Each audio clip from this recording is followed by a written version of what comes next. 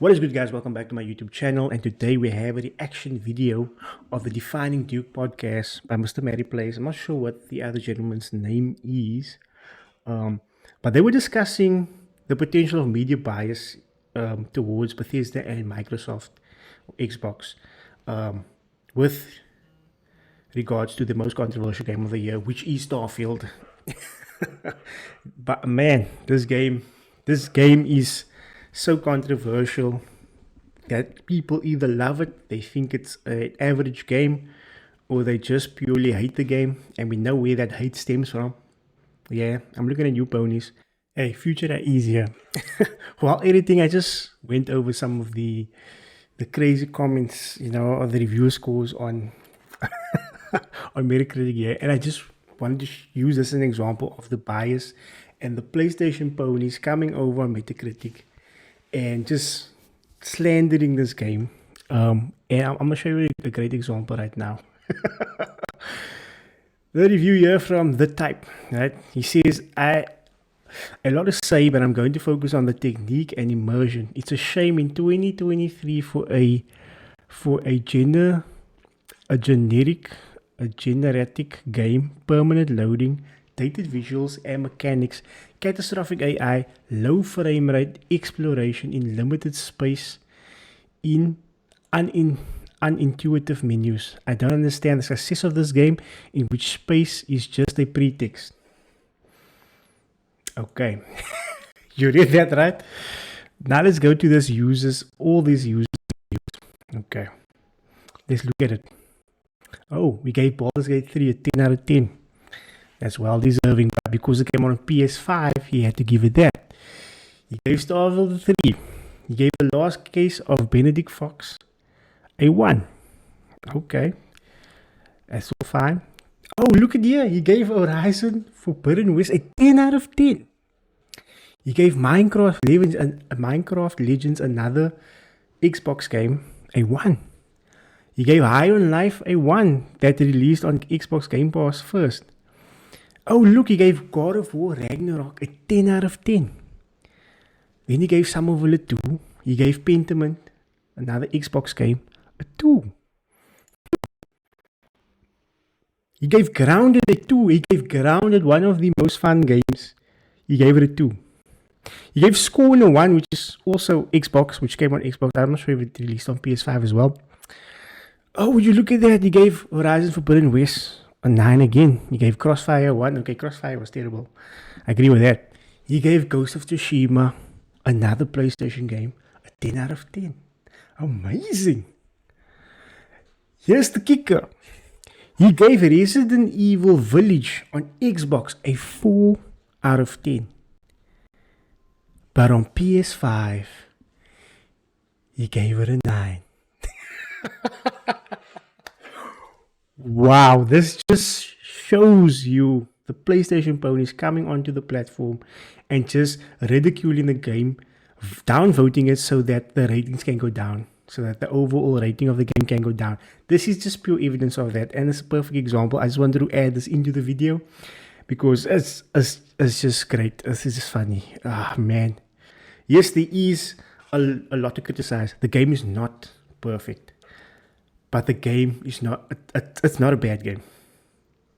There's a lot to criticize. There's a lot that is missing from the game that I personally wish was there. But yeah, there's a lot of hate stemming from fanboys and console warriors, unwanted hate. It's like a rival console cannot have a great game, and they're doing everything to drag it down. And that's what I said, man. Here we don't take part in the console wars. We criticize things that need to be criticized, and we give praise where praise is due. But man, this reminds me of some comic book film that released a couple of years ago that tore fans apart, that was so controversial, that where you loved the film, you were attacked for loving the film, and that is Batman v Superman. So is Starfield the BVS of the gaming industry, and is Todd Howard the Zack Snyder of the gaming industry? Because they both make the controversial They both create controversial products, games, films, and things like that. That really has fans divided. So I saw people comparing PlayStation to Marvel and Microsoft to DC with regards to the games as the films where PlayStation has bang after banger and Microsoft just keep on putting out with spaghetti that doesn't stick and it's kind of a great analogy because it kind of fits. But yeah, that's not to say that Microsoft does not have great games. But yeah, man, let's get into the video. In all honesty, in all seriousness, do you find disappointment in the sevens that Starfield had received from these major outlets? All right, so this is the hot one. This is what everyone's talking about. This is where the streets is really raging, and I get it. Look, first off, reviews are subjective. Let me just say, when that IGN review dropped with a 7 out of 10, it was the talk of the town. Holy crap. In no way is that IGN review bad, in my opinion. The review was great. To me, the 7 just didn't fit to what was being said. I felt like what was being said, the game was, it sounded like it was going to be an 8 or an 8.5, but it got dropped down to a 7. And this is what a lot of people have been saying, the 7 just doesn't fit. But at the end of the day, it is subjective. And like I said in my previous video, don't put too much weight onto reviewer scores. But at the end of the day, the reviewer scores is hurting the product. But yeah, let's get into it. This is one man's opinion of a game. Yep. You know, me personally, I don't have it in any shape or form, you know, a 7. Not to me, you know what I'm saying? But again, that's their rating scale, that's their thing. For me, it comes down to, there's two things going on here, right? There's one where we have to be honest with the Xbox community, right? This was the one. This was the one we're supposed to have a coronation, you know. We're coming from the era of the Xbox One with the yellow 65s and the 60 Metacritic style games. And you know, this was a highly anticipated game. And we know for a fact that, you know, this was the one we're supposed to get that 90 Metacritic, the coronation of the streak, Messi car, everyone. It was supposed to be a celebration. And then, you know, the community feels like, oh, here comes these outlets, you know, to say what they're gonna say. You know, look, I just gotta this is my feeling. You know, the situation with reviews overall, it's still a flawed system. It's not particularly accurate, and also I also feel like you have to go to the people who represent or play these type of games that you trust. And I think that's where the disconnect is coming between traditional journalism and the content creator, to be honest, because this is what's getting people upset. They're looking at, you know, they're comparing, well, how did you give this a this, but Starfield it's a different that? You know people what I'm saying? that Kind of review thing. it. And granted, everything's done by different reviewers. I get that. Me personally, and I use the expression, I got it from King all the time, like, no one's going to tell me how my food tastes, period. Like, if this is Exactly. an amazing full-course meal at Starfield, Yeah. I don't care what IGN Games Pod. That's why I say don't put too much weight on. If you found some form of enjoyment from the game, or you love the game, more power to you. Don't let the negativity influence your decision on whether or not to like the game. Yes, it's the trend to bash on things and to hate on things for the clicks and views to drive traffic. That is just a reality of the media today, is to hate on things to get the clicks and views to drive traffic. We've seen it from GameSpot, eh? We've seen it from GameSpot, like, hey, we gave a 7 out of 10 as well. Oh, that was just hilarious. I don't care, because I know this is a great game. But the problem is we want validation. But my pushback is we can't seek validation for people that we quote unquote claim that the game is rigged from, so to speak. You see what I'm saying? Yeah, but you see, this is my opinion on it with the whole validation point. It's because of idiots like these PlayStation ponies that are saying that an 80 and above is a bad game, that the game is just mid, and that, I mean, to have an 80 rating and above is great. But it's because of idiots like these, they continuously latch on to the negative trends and that to fuel the narrative about the hate of this game that Xbox fans and Xbox players on the Xbox ecosystem need. They are looking for that form of validation of the game having a 90 overall Metacritic score. For some validation because of the continuous idiocracy of console wars, man. If at this day and age you're a grown ass man still taking part in console wars, you need to have yourself checked out because at the end of the day, as a consumer, yes, you can enjoy the content, but you have these guys on Xbox and PlayStation defending these consoles to the death. They stand on that hill. They're going to die on that hill to defend a corporation at the end of the day, which just does not give a shit about you. That's the reality. So at the end of the day, I think Xbox fans are looking for that validation of a 90 and above to shove it into PlayStation fans' faces to say, hey, we do have great games, you know? And the fact of the matter is we do have great games. Xbox does have great games. It's just the narrative of the PlayStation fans that they keep on pushing that an 85 is bad.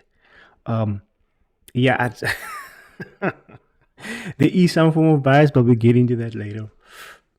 I'm saying? So if you have issues with these outlets, why do you have to seek the validation from them? Like, because to me, it's just an outlier. It's giving me a template of what someone might think. Now, I will say this.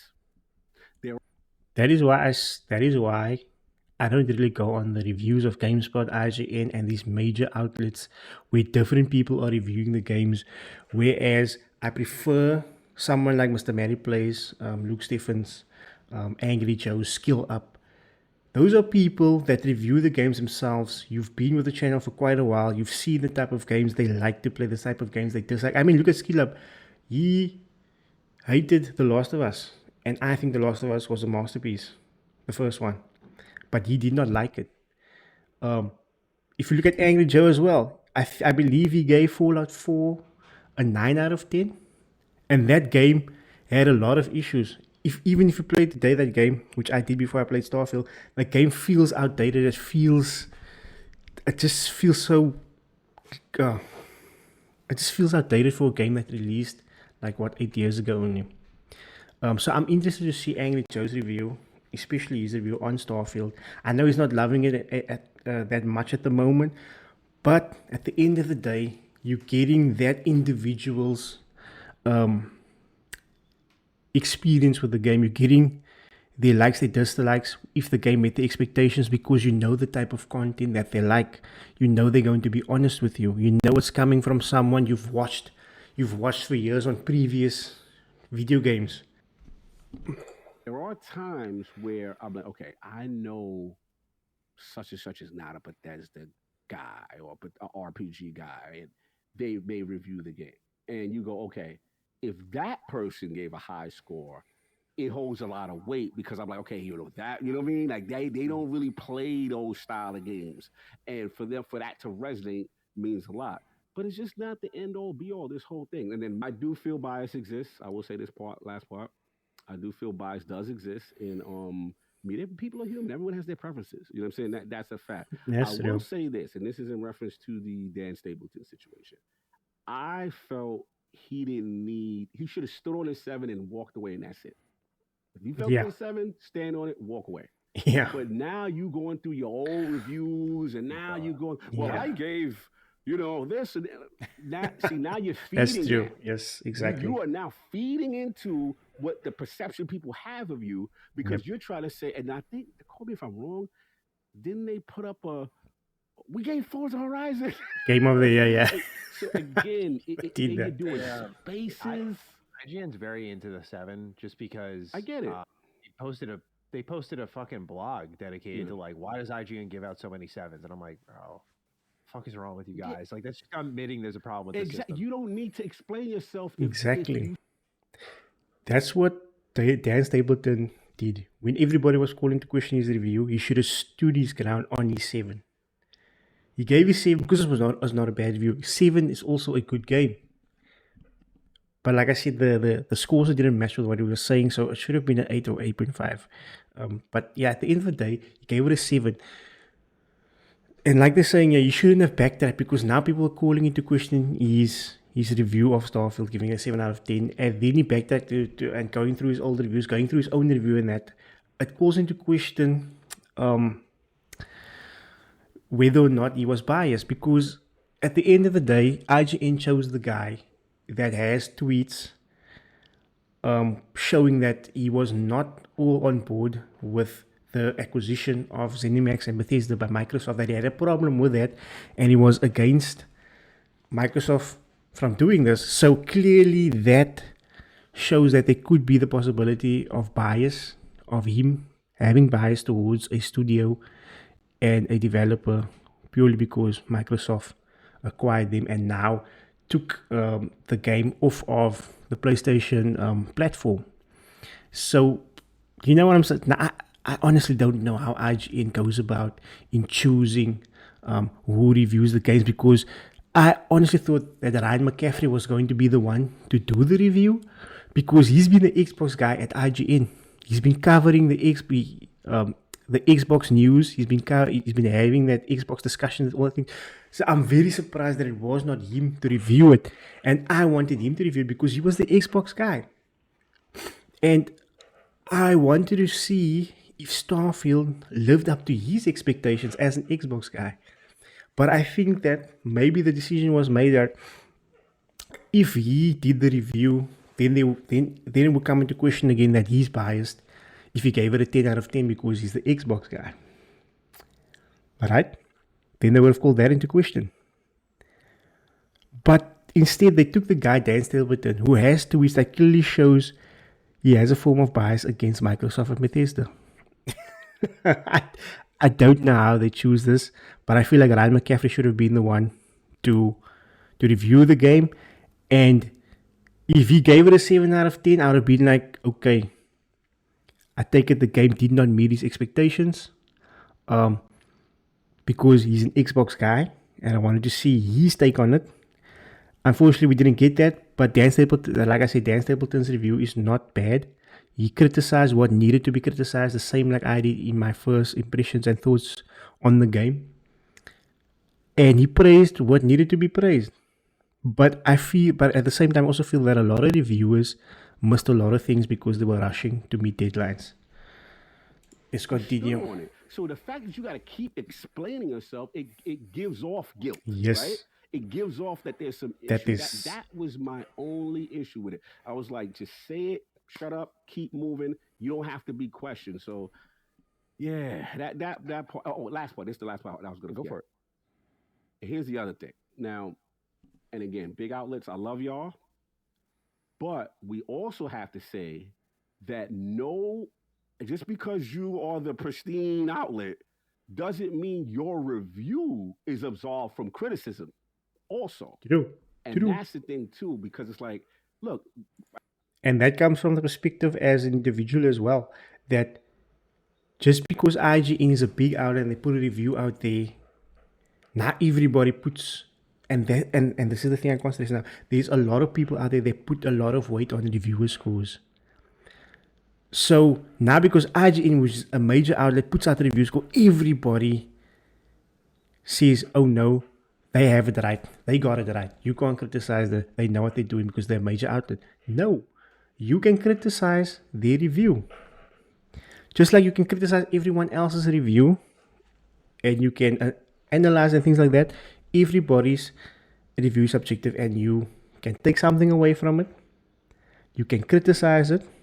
You can analyze it and you can have in-depth discussions about it. It's as simple as that. Everybody has an opinion. That's just the truth. That's just the way it is. Come on now. I have a lot of thoughts. I think... Let's go to Mr. Matty Plays. On the IGN side of things, I think one of the biggest surprises to me on just like a personal level is like, I don't know what was happening at the time, by the way. I don't know, because they schedule out the review so early. I feel like they usually block out windows for it. I'm surprised it wasn't Ryan McCaffrey. Like, that's the Xbox guy there. Exactly. Change the score. Not that I'm saying it as a desire to change the score, but I'm very surprised it was Ryan OG Duke, or was it Ryan? Sorry. I Yeah, just we feel wanted like to see. that's an OG Duke. Like, Yeah, that's the biggest Xbox game this year. I feel like and he should he be all did not over that. But exactly. that's for me, the outside looking in. Mhm. What I will say for starters, there's a lot of ways I want to run with this. Number one, I do think that they'll never admit it. They'll never admit it. But I think IGN and GameSpot are absolutely, with 100% certainty in my heart, victims of the review process. And you're seeing it in real time. We got the game 2 weeks ahead of launch, and I've said it till I'm blue in the face. I don't keep fucking saying it, no matter how many times people deny it. This game need more time. You need more time to play to understand it. I'm sorry, I put 70 hours into the game. 70 long hours into the game. And I did not put a verdict on it because I did not feel I have truly understood all Starfield is. I have a general surface level knowledge, and That I can somewhat agree there. This is a game that it really needs time. It's the story slow paced. It's a role playing game. At the end of the day, you don't just go into a role playing game, playing just a few hours, and then just because you haven't gotten to the good part, you're like, no, this game is for me. This game is trash. So you have people literally putting reviews on Metacritic and other space reviews after playing 3 hours. A role-playing game. Let that just sink in. Let that just sink in. That they are reviewing a role-playing game that has a lot of dialogue. Right? It has so much dialogue. It's insane. You are talking so much in this game, and people are even criticizing that it's a talking sim and things like that's all you're doing. At the end of the day, it's a role-playing game. What did you expect? You are going to talk a lot. You're going to speak with characters throughout the game because it's a role-playing game. Oh, man. And this game, look, I'm about 40 hours into the game. 40 hours. And man, I'm having an amazing time. Yes, at the start, it was slow. But when it gets going, man, it gets going. Now, a lot of people say that it gets good after 12 hours. I don't agree. For me, it was good from the very start. Like I keep on saying, a lot of people consume content with their eyes first. And this game looks, this game looks amazing. People say that this game looks like last gen and that. I don't know. I don't know what you're playing on. Like, are you kidding me? Yeah, I can understand some of the NPC facial animation is not great.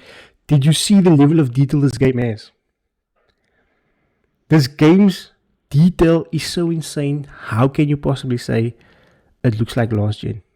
That's why when I see shit like that in someone's review, then I know they're talking shit. They did not play the game. They simply echoing off what people said when they watched the trailers. The trailers at the Starfield Direct showcases and Xbox showcases does not do this game justice. This game looks amazing on PC. It looks amazing. It's mind-blowing. That's why when I booted up the game the first time, I was already hooked. Then you get to Crete. Then you get your first firefight in that, your gunfire in that. It felt good. You know? After that, it starts getting slow. And I wish the pacing there could have been better, but at the end of the day, it's a role-playing game. You need to put time into it. That's why I think a lot of reviewers, they were caught up with meeting hard deadlines that they couldn't immerse themselves completely in the game. That's why when you look at the Dan Stapleton review, yes, he criticized a lot, but he eventually got immersed into the game. And he could not wait to start a new game plus. That's why his score doesn't match up with what he said. People are literally out there calling this a looter shooter, thinking it's No Man's Sky, thinking it's a space sim. It's not that. It's a freaking RPG. And when you realize that and you get your expectations in check, you will see what this game really is.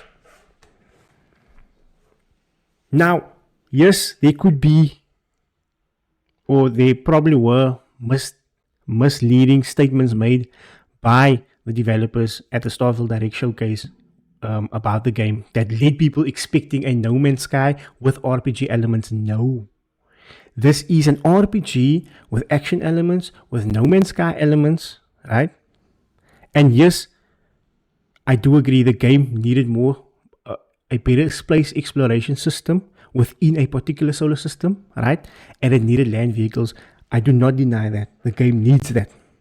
There's no denying that the game needs those two things. But people need to check the expectations before they start playing this game and jumping online to leave a damn review and leaving zeros, fours, and things like this. In my opinion, in no way is this game a 0 to a 5. 6, 7 maybe. If a Bethesda type of game is not your type of games, I understand that. But a 0 and a 5? Really? Mm-mm. I have some moments of the main story, but bro, if I'm sorry, GameSpot rolled out the review after 55 hours. No, I get it. I get what people are going to say. That's not enough time. To me, no. Not in this game. Okay, 55 hours is a lot of time, but maybe they were rushing so into it they couldn't get immersed into the game like me. Right? I'm not doing a review on the game or anything like that. Yes, I did an impressions video. I'm not streaming the game either. I'm taking my own time with the game. I consider myself a normal gamer. I stepped into this, yes, with skepticism about the space exploration when they said the whole procedural plans thing and that.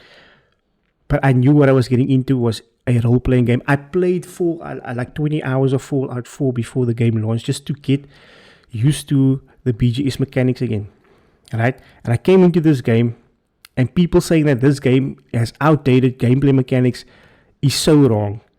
Yes, it feels a bit stuck like Fallout 4, but it's a more refined version of it.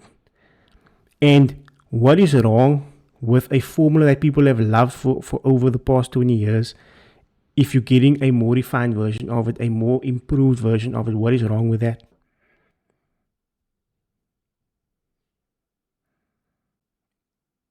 Honestly, like, man.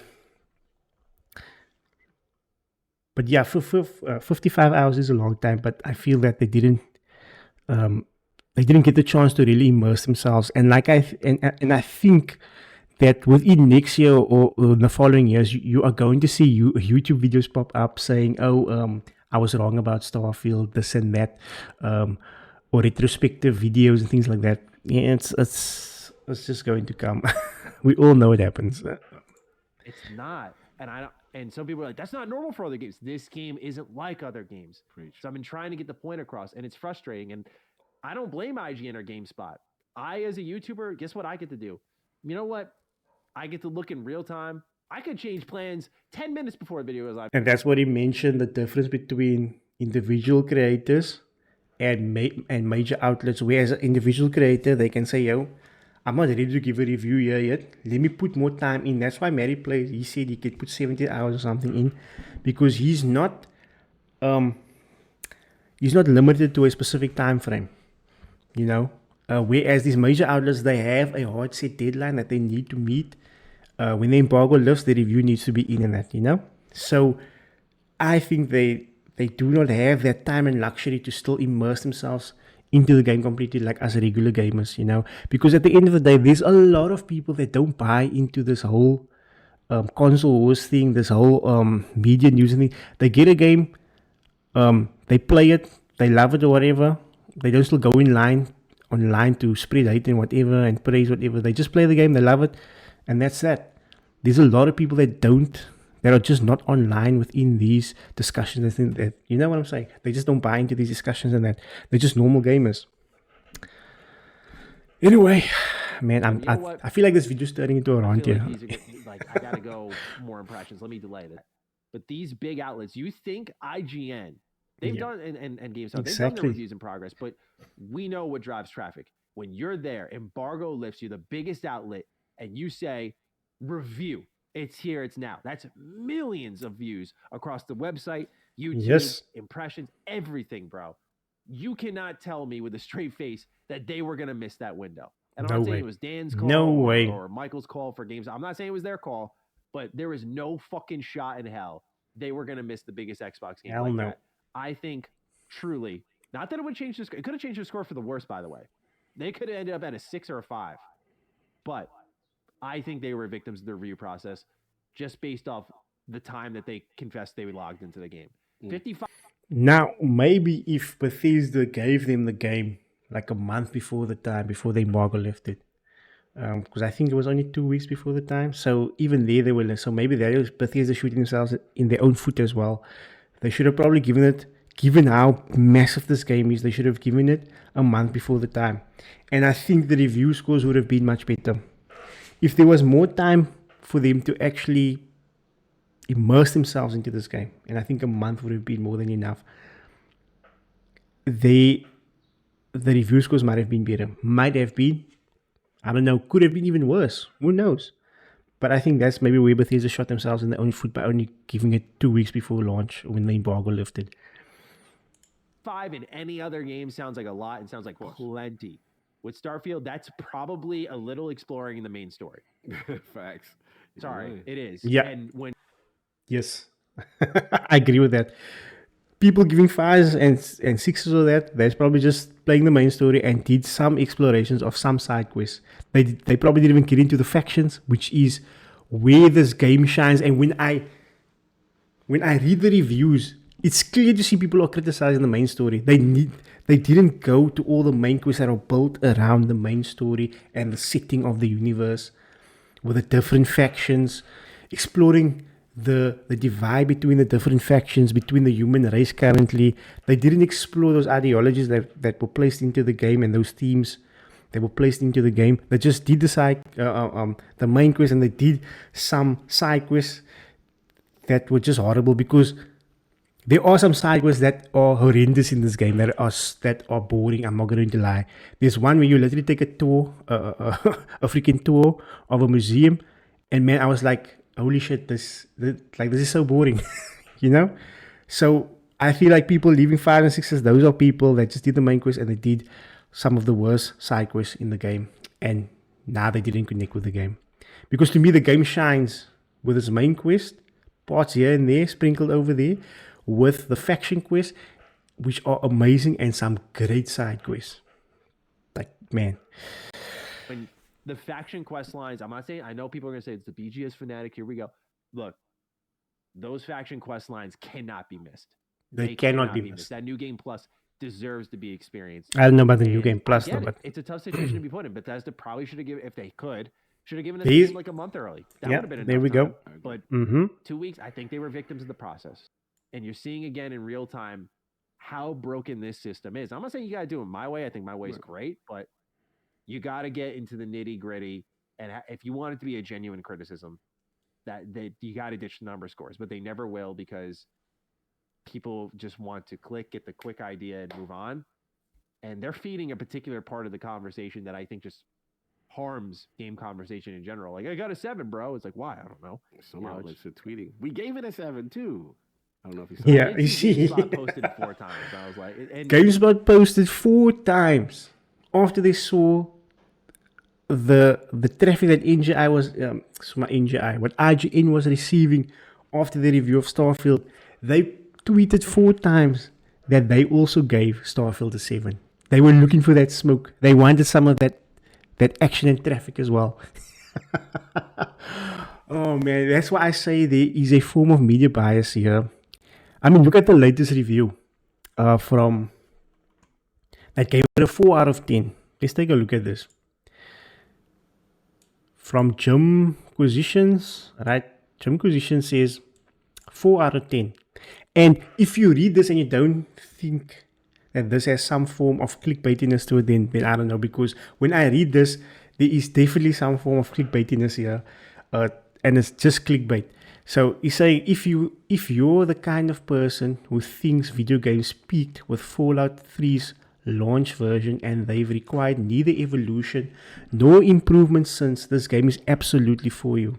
If you believe Bethesda doesn't need to exhibit growth as an artistic outlet and hasn't had to change a thing about the way it's made games since 2008, I can safely say you'll adore Starfield because it's all that a Bethesda game has always been, and literally nothing more. Starfield is a shallow ocean hiding its lack of creative ambition behind the physical size of a universe that's minuscule when it counts. In short, it's everything a fan of these games would love. You telling me you read that and you don't see clickbait right there? You don't see bias right there. Like I said, this game is a refined version of previous Bethesda games. It's a Bethesda game through and through, but there's been so much that's been improved. First of all, graphics have been improved. Second of all, gunplay has been improved. You cannot tell me the gunplay is not fun. Like, really, the gunplay is not fun? Really? Are you kidding me? It's not the best, but you're telling me the gunplay is janky and it's not fun. This game has so much guns in it. So much guns. And so different playstyles. You can choose to go stealth, but then you have to build your character around specific skill trees to play that way. But there are so much guns in here. It's very reminiscent for me of Mass Effect Andromeda's combat, which was the best thing of that game, was the combat. And this is a lot like that. That's why I said in my previous video, fans of Mass Effect will feel right at home with this game in third person mode, and that is how I play it.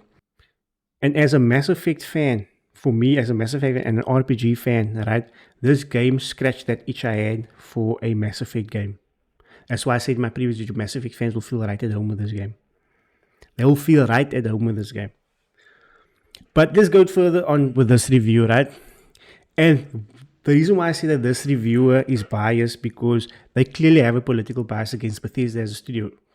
And you can see it from here. To call Starfield the least broken Bethesda game is akin to calling any single turf the least embarrassing fascist. Then again, given how ZeniMax and Bethesda seems to treat trans employees, that comparison may hit too close to home. So clearly this person has a bias against Bethesda as a gaming studio, a political bias. And reading this article, they clearly just trash every single minor fault that the game has. They took every little bug, saying the game is just trash through and throughout, that there's no improvements, not like, it's just crazy. Now, like I said, at the end of the day, don't put too much weight on the reviewer scores, but at the same time, it is reviewer scores like this that have a clear bias, that go and put these scores on here, and it completely hurts the overall reviewer score, right? And it feeds into the narrative of the PlayStation ponies. They are literally looking at this day and night, waiting for when this thing drops by a point, and then they're tweeting it out. I won't tell you, there was a person from IGN who was posting what they thought Starfield was going to be, like how boring it was going to be and samey it was going to be, before they even played the fucking game. I do think, and I don't say this because we cover them, I do think there's an open negligence and ignorance towards Xbox as a platform. And I think that's what I've been saying. Since Microsoft acquired Bethesda and ZeniMax, all of a sudden, there are people popping up everywhere that all of a sudden don't like Bethesda games, that don't like their style of RPGs. They just they hated Fallout 4, they hated Fallout 3, they hated Fallout Las Vegas, they hated Skyrim and that. All of a sudden, people are popping up saying they don't like Bethesda games. Have you noticed it as well? Let me know down in the comments below. Now, I get it. There are some people that just don't prefer Bethesda games. But since the acquisition has just been crazy, how people are saying, and especially when Starfield, the showcase, people say, it looks bland, they're not into Bethesda style games. Like, why all of a sudden? So to me, that raises the question, if it was still on the PlayStation platform, would we still be seeing all this negativity? I'm posing a question to you as the viewer. If it was still on the PlayStation platform, because don't forget, PlayStation wanted exclusive rights to Starfield as well. Yeah, what the court case revealed with the FTC was that PlayStation was in the process of acquiring exclusivity of Starfield for the PlayStation console, but Microsoft beat him to it. Microsoft then acquired the entire studio, which was a baller move in my opinion.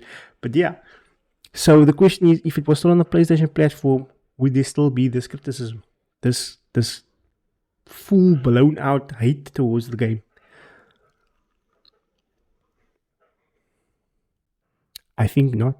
I think then we would have just gotten genuine criticism of what the game lacks, and there wouldn't have been this hate campaign against the game from people just echoing what their favorite influencer or streamer is saying about the game.